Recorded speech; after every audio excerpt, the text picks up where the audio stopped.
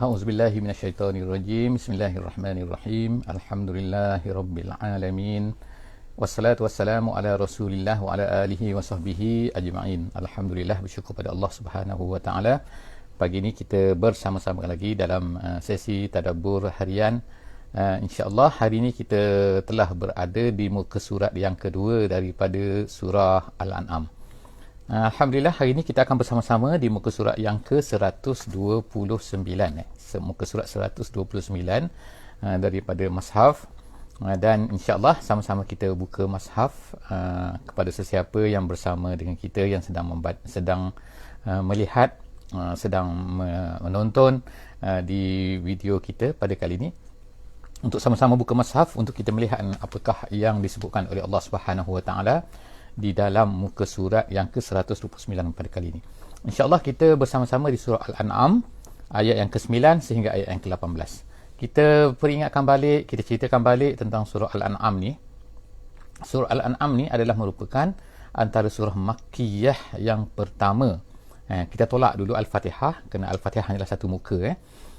Surah Al-An'am ni adalah surah yang pertama daripada surah-surah Makkiyah yang ada dalam mengikut susunan Mashaf yang ada pada kita pada hari ini, Mashaf Uthmani. Jadi kita lihat bahawa di dalam surah ini dia telah terkandung pelbagai perkara berkenaan dengan akidah.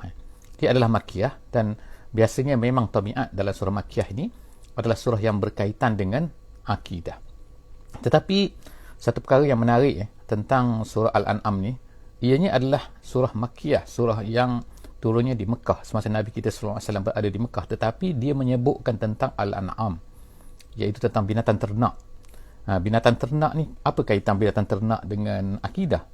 Binatang ternak ni merupakan satu bentuk yang telah dibuat, iaitu ada beberapa perkara yang menjadi adat ataupun menjadi akidah kepada orang-orang yang berada di Mekah pada masa itu, iaitu mereka ni berpegang teguh kepada cara ni, iaitu cara apa? Cara-cara yang berkaitan dengan binatang ternak ni, dan mereka menjadikan itu sebagai perundangan, sebagai hukuman, sebagai hukum hakam, sebagai perkara yang mesti diikuti di dalam kehidupan mereka semasa di Mekah tu.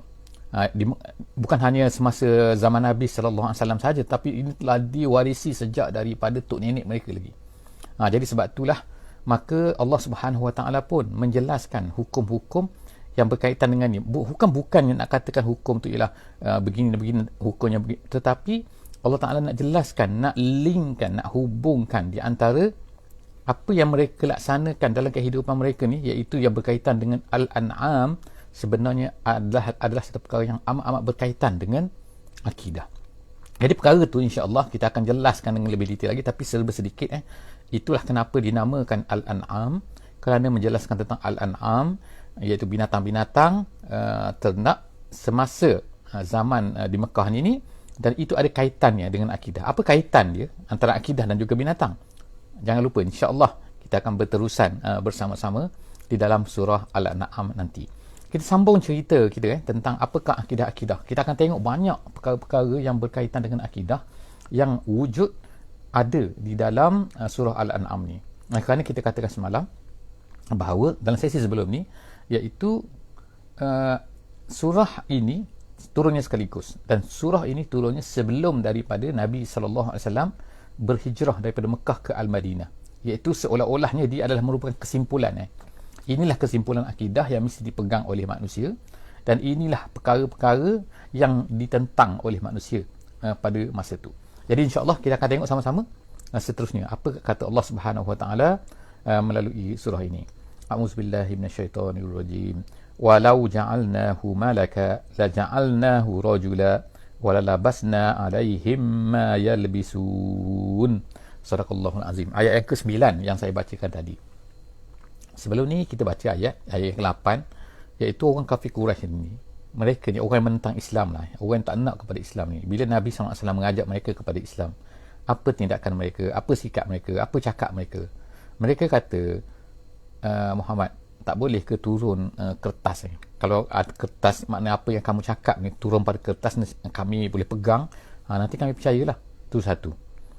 Kemudian mereka kata lagi, kenapa tak turun malaikat? Kenapa turun orang macam kau ni, manusia Muhammad ni? Tak boleh ke untuk malaikat turun biar kami nampak? Jadi sekarang ini jawapan dia. Allah Subhanahu Wa Taala kata, apa Allah Taala kata?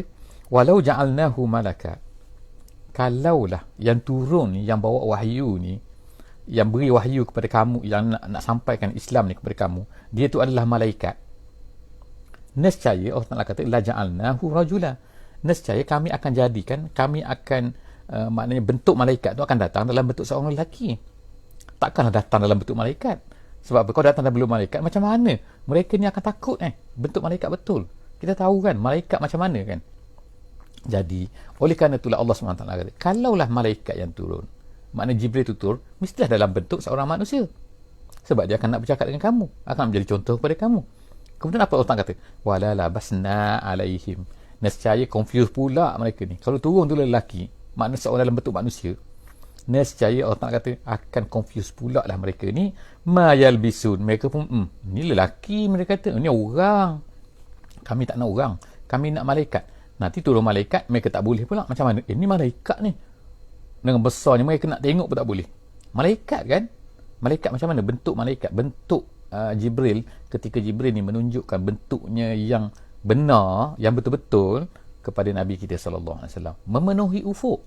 Memenuhi ufuk tu maknanya tengok atas, bawah, kiri, kanan, dah penuh dengan malaikat je kan, dengan 600 sayapnya dan sebagainya malaikat ni kan. Jadi kalaulah Jibril datang dalam bentuk macam ni, jadi mesti kena ubah dalam bentuk, kena dalam bentuk seorang lelaki. Dan semua lelaki jadi pula mereka tolak pula. Inilah maknanya kesimpulannya, nak kata apa kan, mereka ni nak tak nak sebenarnya. Itulah cerita dia. Walaqadistuhzi'a birusulin min qabli. Jadi sekarang ni ayat yang kita tengok seterusnya ialah ayat tasliyah dipanggil. Tasliyah ni maknanya adalah hiburan. Iaitu hiburan kepada Nabi kita sallallahu alaihi wasallam. Mereka ni, orang-orang Mekah ni telah mempermainkan kamu, telah menghina kamu, memperolok-olokkan kamu, macam-macam kan. Ustuhzi'a dipanggil. Jadi Allah Subhanahu Wa Taala pun berkata, Allah Taala kata walaqadistuhzi'a birusulin min qablik. Jadi wahai Muhammad, tak apa kata, sebelum daripada kau ni, iaitu sebelum daripada kau ni dah banyak rasul-rasul. Itu yang kita tahu kan, Nabi Adam, Nabi Nuh, Nabi Hud, Nabi Soleh, Nabi Ibrahim dan seterusnya, Nabi Musa, Nabi Isa sampai kepada Nabi Isa. Sebelum maknanya semua tu mereka tu apa? Menghadapi satu masalah yang sama saja, iaitu ustuhzi'a. Mereka diperolok-olokkan. Jadi semua rasul-rasul tu diperolok-olokkan sebelum daripada kamu. Jadi kalau yang berlaku pada kamu sekarang ni, itu maknanya perkara biasa, bukannya perkara yang luar biasa. Gitu kan. Fahaqa billazi nasakhiru, fahaqa billazi. Lalu Allah Subhanahu Taala kata fahaqa ni artinya nazalal azab lil iqab. Maka turunlah azab untuk mengiqab mereka, untuk menghukum mereka tu, kerana perbuatan mereka tu mempermain-mainkan, mempersenda-sendakan rasul. Maka Allah Taala kata fahaqa billazi, maka terkenalah azab, hukuman billazi nasakhiru minhum, orang-orang yang mempermainkan rasul-rasul tu, memperolokkan rasul-rasul tu, makanu bihi yastahzi'un. Oleh kerana perbuatan mereka tu mempermainkan, memperolok-olokkan rasul tu, maka mereka pun dikenakan hukuman oleh Allah Subhanahu Wa Taala. Sekarang ni Allah Subhanahu Wa Taala pun berkatalah kepada Nabi kita sallallahu alaihi wasallam, ginilah kata, katakan kepada mereka ni, wahai Muhammad, katakan, beritahu kepada mereka, kul, katakan, siru fil ardi, berjalanlah kamu di atas muka bumi. Ni pergi apa ni, melancong. Bukan suruh pergi melancong selepas daripada PKP kan. Dah kita ni dah termenung duduk di rumah lama sangat kan, maka sekarang pergi berjalan untuk release tension. Ni bukan cerita pasal release tension tak release tension, ni cerita pasal bergaduh, pasal akidah, pasal ni kan. Jadi apa dia? Allah Ta'ala menyuruh, memberitahu kepada Nabi Muhammad SAW, kepada orang kafir ni, Quraisy, pergi berjalan. Kamu sekarang ni pergi, cuba tengok. Makna pergi tu untuk apa? Untuk tengok ni. Kul siru fil ardi thummanzuru. Itu yang penting. Nak tengok ni kan, pergi berjalan tak kisah kan, tetapi mesti kena ada ni, iaitu pengajaran itu. Unzuru kaifa kana akibatul mukazzibin. Tengoklah apa dia, kaifa kana akibatu, bagaimanakah akibat, bagaimanakah nasib, bagaimanakah pengakhiran orang-orang yang mukazzib. Mukazzibin maknanya orang mukazzib, orang yang membohong, mengatakan nabi-nabi ni penipu dan sebagainya. Maka itu kita panggil dia mukazzib. Mereka ni mendustai Rasul-Rasul. Jadi mereka ni mengatakan Rasul ni tipu. Tengok apa yang terjadi pada mereka. Kamu boleh tengok, mana orang Arab situ pada masa tu, bila mereka berjalan boleh tengok kan. Boleh tengok Madain Soleh kan? Tempat orang tempat kaum Nabi Soleh. Mereka boleh tengok apa lagi? Firaun. Jadi kalau kita pergi ke Mesir, kita boleh tengok tu kan, piramid tu. Tengok apa? Kesedaran bagaimana kan terhadap apa yang berlaku kepada Firaun bila mereka ni menentang Nabi Isa. Kita sebutkan semalam dah. Jadi benda-benda ni semua Allah Ta'ala suruh kata kul summan siru fil ardi summan zuru kaifa kana akibatul mukazzibin. Itu termasuk semua tu orang mukazzib tu. Seterusnya Allah Subhanahu Wa Ta'ala kata kul liman ma fis samawati wal ard kul liman ma fis samawati wal ard. Katakan Muhammad, katakan, tanya mereka tu, liman ni untuk siapa maksud dia? Liman ma fis samawati wal ardi. Apa yang ada di langit ni, apa yang ada di bumi ni, milik siapa? Liman tu maksudnya. Siapa punya? Tanya orang yang tak nak beriman sangat tu. Siapa punya ni langit, bumi ni siapa punya? Mereka nak kata aku punya apa? Kalau tak, kenapa mereka beli? Ambil saja kan, dah mereka punya. Ataupun mereka kata ni kerajaan punya. Kerajaan macam mana? Kerajaan pun bertukar-tukar kan, kadang-kadang tu kan, di setengah-setengah tempat. Macam mana kerajaan punya? Kerajaan sendiri pun tak ada power kan. Habis tu siapa punya? Akhirnya tak terjawab lah. Jadi di sinilah mesti tak terjawab, ataupun jawapan tak betul. Jadi Allah SWT pun ajar kul lillah milik Allah. Dia yang menjadikan, dia yang menciptakan, dia yang semua kan. Jadi bila mereka tak jawab, kata tafsir Jalalain, maka kita akan jawab kul lillah kataba ala nafsihi rahmah. Kemudian Allah Ta'ala sebutkan sini kan tentang sifat Allah Subhanahu Wa Ta'ala. Ajar, beritahu kepada mereka ni semua ni milik Allah. Bumi, langit semua milik Allah. Kemudian Allah ni pula sifatnya kataba ala nafsihi rahmah. Siapa yang beriman tu, Allah Ta'ala minta maaf, kataba ala nafsihi rahmah, iaitu Allah Subhanahu Wa Ta'ala ni telah mewajibkan, seolah-olah ni bukan ada wajib harus bagi Allah Ta'ala ni, tapi Allah Ta'ala sudah menetapkan pada diri dia akan memberi rahmah kepada alam ni. Sebab itulah Allah Ta'ala ni ada sifat Ar-Rahman Ar-Rahim. Kita baca kan Bismillahirrahmanirrahim. Ar-Rahman tu apa? Ertinya maknanya Allah Ta'ala ni maha mempunyai rahmah. Ar-Rahim tu apa? Mempunyai rahmah. Tapi dalam bentuk yang berbeza lah kan, kita kata kan. Itu kita dah sebut dulu semasa kita baca Al-Fatihah. Jadi Rahman Ar-Rahim. Sebab itulah kita baca Bismillah. Bismillah nak kata Allah Ta'ala sifat utama dia adalah Rahman dan juga Rahim. Ini Allah Ta'ala kata kataba ala nafsihi rahmah. Allah Ta'ala tu penuh kasih sayang kepada hamba-hamba dia. Kemudian la yajma'annakum ila yaumil qiyamah la raiba fi. Tetapi ingat Allah Ta'ala akan kumpulkan kamu. Memang Allah Ta'ala ni bersifat kasih sayang. Allah Ta'ala beri kepada kamu yang hidup. Kamu nak hidup macam mana? Kamu dapat udara free, kamu dapat air free, kamu dapat ni free. Banyak free kan? Maknanya kan, tengok kan, kamu dapat kesihatan free, kamu dapat nyawa free, kamu dapat apa? Free kan? Free Allah Ta'ala beri semua. Allah Ta'ala tak susah, tak kena beli kan? Allah Ta'ala tak kata kamu nak oksigen, kena beli. Satu tabung, satu nak nafas, kena pakai tabung. Satu tabung berapa? Kan susah kalau macam tu. Jadi Allah SWT beri semua tu kan? Tetapi ingat pada hari kiamat nanti la yajma'annakum, Allah Ta'ala akan himpunkan kamu ke mana? Ila yaumil qiyamah, pada hari kiamat nanti. Untuk apa? Bukan kumpul saja, untuk dibalas kan. La raiba fi, hari itu la raiba, tak akan ada keraguan padanya. Allazina khasiru anfusahum fahum la yu'minun. Tapi Allah Ta'ala kata orang-orang yang merugikan diri mereka sendiri ni, mereka ni tak akan beriman, tak nak beriman. Apa mereka yang merugikan? Iaitu orang yang tak beriman. Orang yang tak beriman tu sebenarnya mereka ni merugikan. Apa dia rugi kat sini? Kata tafsir Jalalain, dia kata mereka tu mendedahkan diri mereka sendiri kepada azab. Kan bukan Allah Ta'ala. Allah bagi peluang kepada mereka. Sekarang ni kamu nak pilih mana? Islam ke tak Islam? Kamu bila tak Islam, kamu ni seolah-olahnya mendedahkan Allah Ta'ala kata. Jadi kamu yang merugikan. Itu mana merugikan? Orang nak beri nikmat, orang nak beri syurga, kamu tak nak. Nabi Muhammad dah cerita dah, datanglah ni syurga kalau buat kamu buat macam ni, kamu dapat syurga. Tapi mereka tak nak juga, mereka nak juga kufur. Sekarang kufur kena azab. Jadi jangan nak marah pada siapa lagi. Jadi seterusnya Allah Ta'ala kata la raiba fi allazina khasiru anfusahum fahum la yu'minun. Mereka tak beriman. kita masuk kepada sekarang ni, masuk kepada hizib baru. Ni dipanggil hizib baru. Kita ada dalam Quran tu, dalam mushaf tu, kita ada tanda tepi tu, ada tanda bintang tu, pun ada tanda macam masjid tu. Itu adalah tanda hizib baru. Jadi iaitu kalau ikutnya maknanya kita akan ada lah kan yang ni dalam satu juzuk tu kita akan ada 8 tanda ni. Jadi dipanggil robok okey. Iaitu biasanya adalah tajuk baru, cerita baru tapi kita akan terus bercerita dalam soal An'am ni berkenaan dengan akidah.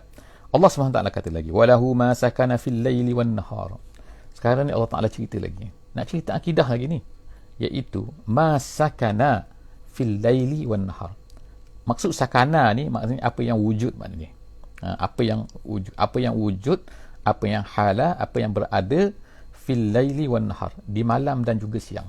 Mana ada tempat atas dunia ni yang tak ada malam dan juga tak ada siang. Tak kiralah dia ni berada di Antartika ke, berada di Arktik ke, kutub utara, kutub selatan ke, di mana-mana saja mesti kena ada malam dan juga siang. Cuma panjang pendek tu berlainan lah, berbeza lah kan. Tapi mesti mereka ni berada pada malam dan juga siang. Nak kata apa sini? Nak katanya walahu, semua benda milik Allah, semua benda yang tak ada langit dan bumi kan. Ini nak ceritanya yang ada di alam ni pun, yang ada di bumi kita ni, semua itu adalah milik Allah Ta'ala. Jadi Allah kata walahu, iaitu lillahi. Lillahi ma sakana fil laili, apa yang ada di langit dan apa yang ada di bumi, apa yang ada pada waktu malam, apa yang ada pada waktu siang. Maknanya semua tempat ni, semua keadaan. Wa huwas samiul alim, dia itu maha mendengar dan maha mengetahui. Mana habis cerita ini, sifat Allah Ta'ala semua cerita ni kan. Mana al-asmaul husna kita katakan jadi ni eloklah kita belajar eloknya kita mendengar kan. Kita belajar, kita ni menyebutkan, kita kadang-kadang zaman sekarang ni kan budak-budak kan boleh menyanyi lagu, walaupun zaman-zaman dulu tak adalah lagu-lagu Asmaul Husna ni, tapi selepas daripada dah 90-an semua tu dah adalah lagu Asmaul Husna ni kan. Jadi orang dah mula bersebut 99 nama Allah Subhanahu Wa Ta'ala tu. Jadi setiap satu daripada nama-nama Allah Subhanahu Wa Ta'ala tu, iaitu 99 tu, ada maknanya. Jadi cantik kalau kita boleh belajar makna dia. Jadi ada seorang sahabat saya ni di Brunei ni, dia bagus dia menghuraikan Asmaul Husna ni kan. Iaitu Ustaz Yusuf Majid seorang penceramah di Brunei ni yang popular ke. Dia ni telah menghuraikan banyak di masjid-masjid, dia menghuraikan Yusuf Majid Yusuf Abdul Majid. Jadi dia menghuraikan tentang apa Asmaul Husna ni, bagus, dia cantik. Jadi kalau boleh tengok, insya-Allah kan ada video dia, ada YouTube dia, ada Facebook dia. Jadi insya-Allah boleh tengok, dan IG pun ada. Jadi kita kata tengok sini kan, ini adalah Asmaul Husna As-Samiul Alim. Banyak sekali Asmaul Husna ni bukan sekadar Asmaul Husna nama saja kan. Bukan seperti manusia kan. Kalau manusia ni nama dia ni cantik, nama dia Jamilah ke, nama dia Rahimah ke, nama dia apalah kan. Nama-nama kita alhamdulillah cantik-cantik semua kan. Tapi kadang-kadang kita punya tingkah laku tak seperti nama. Itu masalah dia kan. Jadi itu semua adalah merupakan manusia. Tetapi Allah Subhanahu Wa Taala tidak. Nama Allah Subhanahu Wa Taala itu adalah merefer kepada sifat dia sebenarnya. Jadi sebab itulah kecuali Allah Subhanahu Wa Taala, kecuali perkataan Allah Subhanahu Wa Taala, yang lain tu Asmaul Husna tu ada merefer kepada sifat. Jadi insya-Allah kita boleh pelajari, kita boleh faham supaya kita tahu As-Sami' tu makna apa, Al-Alim tu makna apa. Dia lain As-Sami' dengan As-Sami'. Kalau As-Sami' pendengar, kalau As-Sami' lain, dengar juga daripada perkataan yang sama. Kalau Al-Alim daripada perkataan Al-Ilm, iaitu tahu. Tapi kalau Al-Alim lain, kalau Alam lain, kalau Alim lain pula. Banyak ni kan. Jadi maknanya sebab itulah kita kena belajar insya-Allah. Cool. Katakan wahai Muhammad lagi, katakan kepada orang yang tak nak beriman ni, aghairallahi attakhizu waliyya fatiris samati wal ardi wa huwa yut'im wa la yut'am. Katakan wahai Muhammad kepada orang yang tak nak beriman ni, aghairallahi attakhizu waliyyan, adakah aku nak ambil selain daripada Allah sebagai tempat aku menyembah? Aku nak sembah selain daripada Allah. Mana attakhizu waliyan ni maknanya aku mengambil wali, maksud sini ialah kata tafsir jalan lain, iaitu adakah aku ni nak ambil selain daripada Allah untuk aku menjadi hamba kepadanya? Tak logik awak ni kan. Ni soalan soalan. Jadi Allah Taala kata fatiris samad, sedangkan dia ni Allah ni adalah merupakan fatir. Fatir artinya ialah pencipta, maknanya mubdi', maknanya dialah yang mengadakan, yang mewujudkan daripada tidak ada. As-samawati wal ardi, langit dan juga bumi.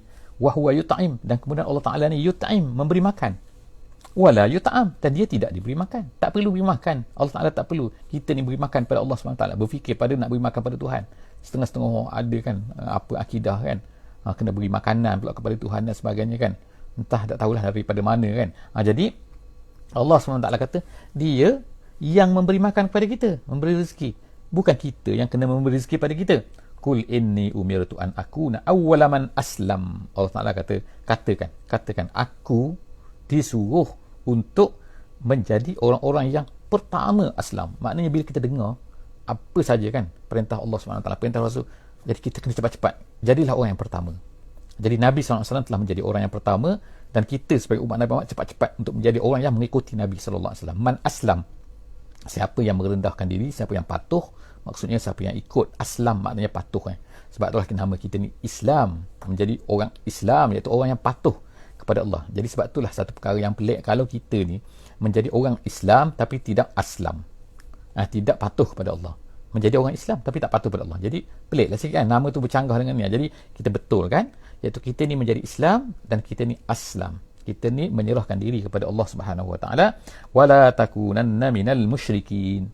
Nabi Allah SWT kata kepada Nabi SAW dan ajar kepada mereka, beritahu kepada mereka, jangan jadi orang-orang syirik, orang musyrik, iaitu orang mensyirikkan Allah Subhanahu Wa Taala, yang kita telah sebut sebelum daripada ni, maksud syirik dan sebagainya kan.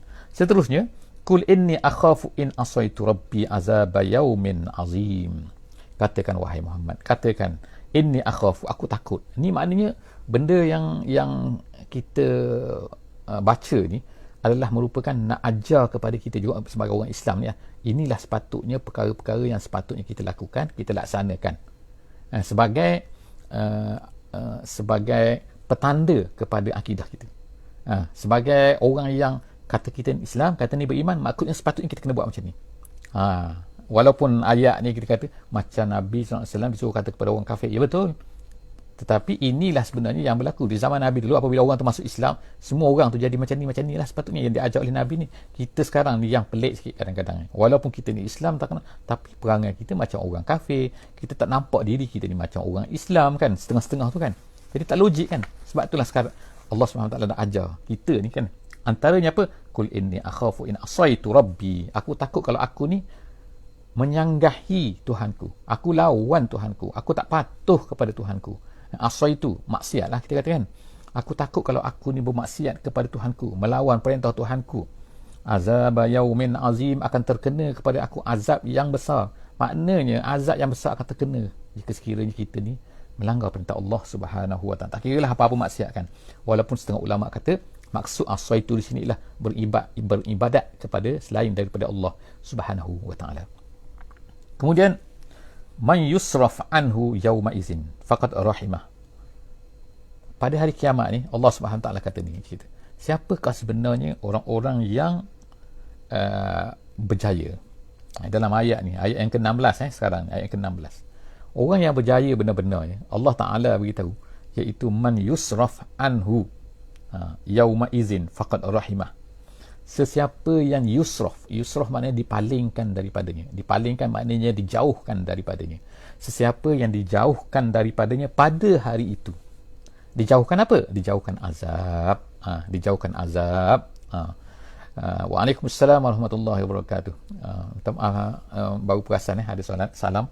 Jadi Allah Subhanahu Taala kata man yusraf, sesiapa yang dipalingkan daripada azab oleh Allah Subhanahu Wa Taala lah, kan. Maka pada hari itu, maka dijauhkan, maknanya dijauhkan daripada azab pada hari itu, faqad rahimah, maka orang itulah sebenarnya yang disayanginya. Rahimah, dikasihi oleh Allah Subhanahu Wa Taala, diberi rahmat oleh Allah Subhanahu Wa Taala. Ni cerita pasal hari akhirat ni. Atas dunia ni kita nampak even orang kafir pun dapat rahmat Allah, macam dapat kasih sayang Allah, macam dapat kekurniaan Allah kan, macam nikmat-nikmat kan. Itu tak boleh pakai. Sebab tu atas dunia ni bukan penentu kan. Penentu atas dunia ni bukan pada nikmat tak nikmat, tapi ditentukan oleh ikut syariat ataupun tidak. Kalau ikut Islam, yes, itu betul. Kalau tak ikut Islam, tak betul. Walaupun dapat nikmat. Walaupun kita tengok, sebab tu kita tengok orang kafir, ramainya orang kafir macam dapat nikmat je, mereka ni jadi milioner, mereka jadi biliarder, mereka jadi macam-macam kan. Tapi kita katakan Mereka dapat nikmat hebat lah kan, dapat nikmat. Tapi di akhirat Allah SWT akan menentukan, iaitu orang yang disayangi oleh Allah SWT tu. Yang betul-betul tu ialah orang yang telah berjaya. Allah Ta'ala kata sini dah apa? Wazalikal fawzul mubin. Itulah keberjayaan yang sebenar, yang jelas, yang nyata. Jadi Allah Ta'ala cerita ni siap-siap ni supaya kita ni faham ni. Kejayaan yang sebenar-benar tu bila? Iaitu pada akhirat, apabila orang tu dijauhkan daripada azab Allah Subhanahu wa Ta'ala, azab neraka. Wa in yamsaskallahu bidurrin. Ini Allah Ta'ala cerita lagi. Ni akidah lagi, masalah isu akidah lagi, iaitu apa? Wa in yamsaskallahu bidurrin. Kalau Allah Subhanahu wa Ta'ala kenakan kepada kamu bidurrin, nak kenakan kepada kamu, Allah kenakan kepada kamu dengan bidur. Dur ni ialah satu perkara yang memang manusia tak suka. Iaitu seperti apa? Penyakit ke, seperti apa? Kefakiran ke. Jadi kalau dalam tafsir Jalalain dia sebut dua tu kan. Contoh dua tu. Iaitu apa? Penyakit dan juga kefakiran. Itu perkara yang manusia tak suka. Jadi Allah SWT sebut sini, kalaulah Allah Ta'ala kenakan kepada mereka benda ni, Allah Ta'ala tetapkan mereka kena benda ni, maka Allah Ta'ala kata fala kashifalah. Tak mungkin akan ada orang yang dapat menolaknya. Jadi kashifah maknanya rafi'. Jadi fala rafi'a lahu, artinya illahu, melainkan dia. Maknanya takkan ada. Bila Allah Ta'ala nak tetapkan, dia akan terkena. Tak ada orang yang boleh tolak. Kemudian wa iyamsaska bi khairin. Tapi kalau sebaliknya, kalau Allah Ta'ala nak tetapkan kebaikan pada seseorang tu, ini kepercayaan akidah qada dan qadar, kepercayaan kepada kudrat Allah, kepercayaan kepada kehebatan Allah, kan, keagungan Allah Subhanahu Wa Ta'ala. Maka Allah Ta'ala kata, kalaulah Allah Ta'ala nak tetapkan khair itu ialah apa? Iaitu as-sihhatu wal ghina. Dilawan kepada tadi. Maknanya tak kena sakit, kesihatan dan kemudian kekayaan, kan. Kalau Allah Ta'ala nak tetapkan benda tu, fahuwa ala kulli syai'in qadir.